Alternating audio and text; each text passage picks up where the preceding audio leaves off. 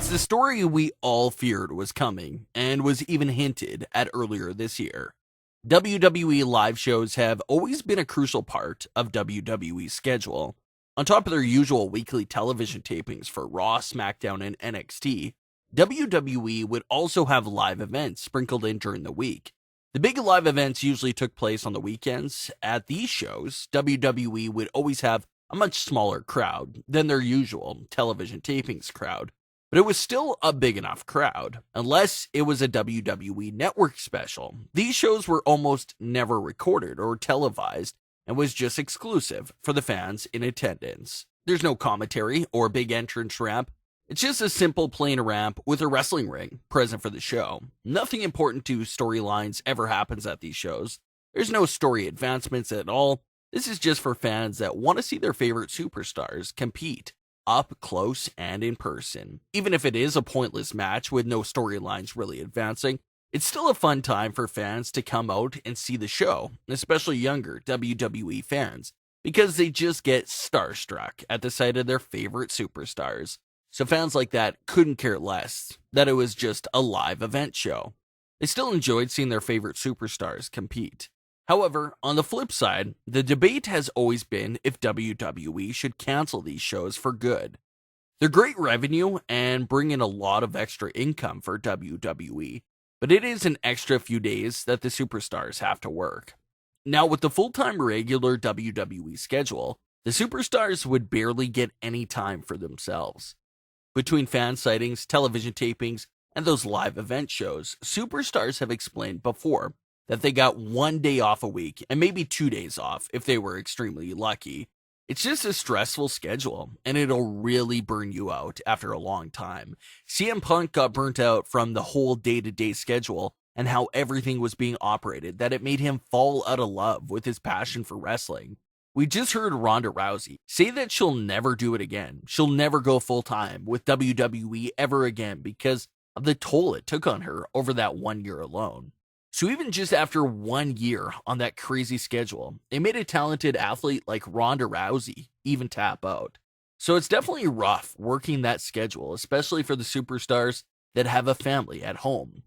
We just talked last week about how Brie Bella was complaining about the same thing.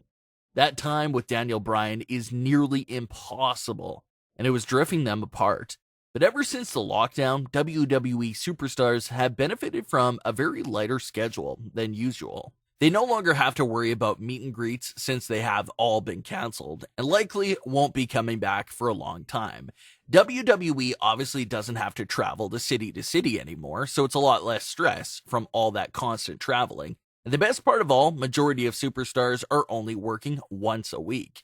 Unless you're Charlotte Flair, who's been working all 3 shows lately, then all you really have to worry about is 1 show a week at the Performance Center. Obviously, live events and television tapings with live crowds have stopped for a long time now, and even though the television tapings may come back down the line, it's the live events that seem like they just may be done for good. This is a time to remind you to subscribe to the channel if you haven't already. A large percentage of our viewers are not even subscribed, so take a second to click that subscribe button. Let's get back into the story. We got our first hint at this a few months ago during Vince McMahon's investor call. Mr. McMahon explained that they've always been in the live event business for many years, but they may not be in the live event business at all after everything returns to normal. Those Vince McMahon comments came from a few weeks ago, but a new report seems to be reinforcing that same idea from Vince McMahon. The new report claims that the live event producers have all been released since they were just sitting at home because there were no live events to work. And now, it's looking like WWE may never actually return to the live event business. This does not include television shows like Raw, SmackDown, and pay-per-view events. All of those shows will hopefully continue to have live crowds in the future. It's being reported that WWE is looking for live crowds to return in late summer for those shows, but it's the house shows that may be actually gone forever, and it's not a bad thing at all. One of the major pros about this situation is all the time and attention it'll bring to the television product. Previously, WWE was spending a lot of time booking these live event shows and coming up with new cards for them every week. So that can be really time consuming and take their focus away from the television product. But now, if you remove these live events from the picture, WWE no longer has to worry about creating those house shows, and they can use that time to improve the quality of the television product and all the ongoing storylines. Not to mention that WWE superstars will also feel refreshed. WWE superstars were previously wrestling a lot of matches a year, mostly because of live events. So if you take those live events away, then it'll also be a big relief for those superstars. Now they have more time to rest their bodies since they don't have to compete in those filler house show matches and can get themselves fully rested for the television matches and the matches that really matter. They won't be coming back to television tapings all drained out and looking like zombies. They'll actually be refreshed, and it'll improve the quality of their matches and the show. So it's definitely a great thing when you look at it like that. Before everything happened, WWE superstars were coming to television every week and just didn't have the most energy with their chaotic and busy schedules back then. But you might have already noticed the difference in current day. Superstars seem more fresh and a bit more relaxed with a light schedule, and more refreshed talent is going to result in a better performance and product.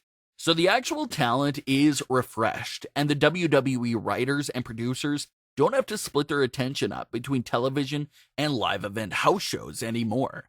Now the television product gets their full undivided attention, and that could result in a better television product. WWE's current ratings are at a weird point right now. They go down one week, slowly rise the following week, and then back down after that. Vince McMahon said himself that he believes it's because of the new talents that have been popping up on Raw and SmackDown. You tune into Raw or SmackDown and you see someone that you never saw before. Some fans might just not care and tune out of the show right there, and that's the problem. Some fans aren't that interested right now in these new talents, so it'll take some time for the fans to grow that interest towards them.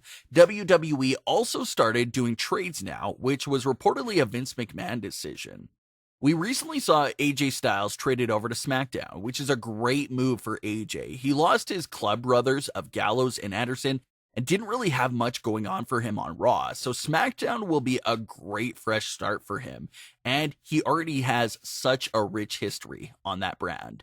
However, couldn't help but think how dumb it was for Raw's perspective to trade away AJ Styles for pretty much nothing in return. So just from a viewer's point of view, it just makes Raw's management seem foolish. You're giving away an elite, top-tier talent to SmackDown for what WWE described as future considerations. Basically meaning that Raw gets nothing in return for the trade. So from that point of view, it makes the Raw staff look dumb for making that trade. Future considerations has no real meaning or explanation, so we have no way of telling if it was a good trade or not for Raw. Now, if WWE would have announced that Raw has traded AJ Styles to SmackDown for the number one pick in 2020 WWE Draft, then that's a decent trade. It makes a lot of sense for both sides. But at the current moment, it seems like Raw gave up one of their best talents for pretty much nothing.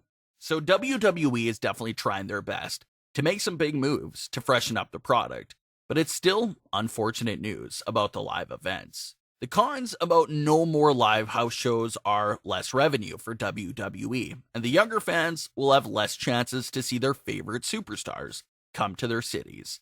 But the pros include more rest time for the superstars, so that's always a great thing for sure. What are your thoughts on the rumors that WWE may never have another live event house show again? Leave your comments, don't forget to subscribe, and leave a like if you enjoyed. Thanks for watching, guys.